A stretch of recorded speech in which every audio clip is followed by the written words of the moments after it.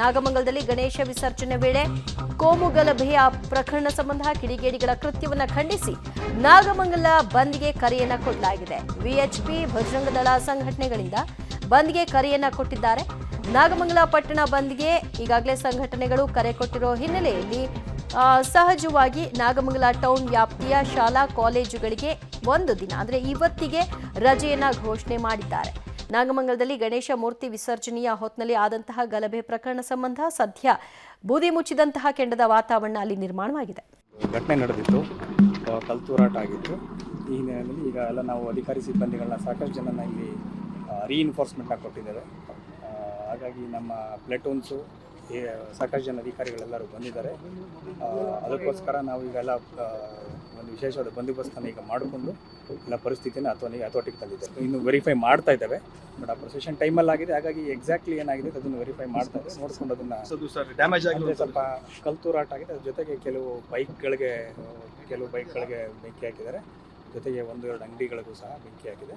ಆದರೂ ಸಹ ಈಗೆಲ್ಲ ನಮ್ಮ ಅಧಿಕಾರಿಗಳೆಲ್ಲ ಕಡೆ ಪೆಟ್ರೋಲಿಂಗ್ ಬಿಟ್ಟಿದ್ದೇವೆ. ಎಲ್ಲ ಗಲ್ಲಿಗಳಿಗೂ ಮತ್ತು ಎಲ್ಲ ರೋಡ್ಗಳನ್ನು ಪೆಟ್ರೋಲಿಂಗ್ಗೆ ನಮ್ಮ ಟೀಮ್ಸ್ ಮಾಡಿ ನಮ್ಮ KSRP ಪ್ಲೇಟೂನ್ಸು ಮತ್ತು ನಮ್ಮ ಅಧಿಕಾರಿಗಳು ಮತ್ತು ನಮ್ಮ ಸಿಬ್ಬಂದಿಗಳೆಲ್ಲ ಬಿಟ್ಟಿದ್ದೇವೆ.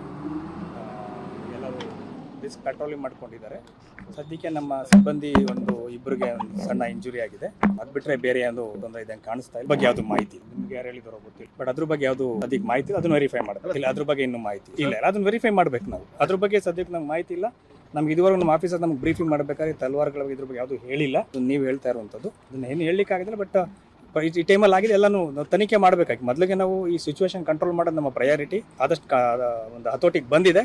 ಇದಾದ್ಮೇಲೆ ಅದನ್ನು ಏನೇನು ಯಾವ ಥರ ಆಯಿತು, ಹೇಗಾಯಿತು, ಮಾಸ್ಟರ್ ಮೈಂಡ್ ಯಾರಾಯಿತು ಅದ್ರ ಬಗ್ಗೆ ಎಲ್ಲ ನಾವು ತನಿಖೆ ಮತ್ತೆ ಕಿಡಿಗೇಡಿಗಳಿಗೆ 100% ನಮ್ಮ ಹತ್ರ ಏನಿಗೆಲ್ಲ ಎವಿಡೆನ್ಸ್ ಕಲೆಕ್ಟ್ ಮಾಡ್ತೇವೆ. ಎವಿಡೆನ್ಸ್ ಕಲೆಕ್ಟ್ ಮಾಡಿಕೊಂಡು ಪ್ರಕರಣ ದಾಖಲಿಸ್ಕೊಂಡು ಅದ್ರ ಮೇಲೆ ಏನು ಅರೆಸ್ಟ್ ಮಾಡಬೇಕೆಲ್ಲ ಮಾಡ್ತೇವೆ. ಜನಗಳಿಗೆ ಜನಗಳಿಗೆ ಆತಂಕ ಆಗಬಾರ್ದು ಅಂತ ಒಂದೇ ಅದಕ್ಕೋಸ್ಕರನೇ ನಾವು ನಮ್ಮ ರೆಸ್ಪಾನ್ಸಿಬಿಲಿಟಿ ನೋಡ್ಕೊಳ್ಳುವಂಥದ್ದು.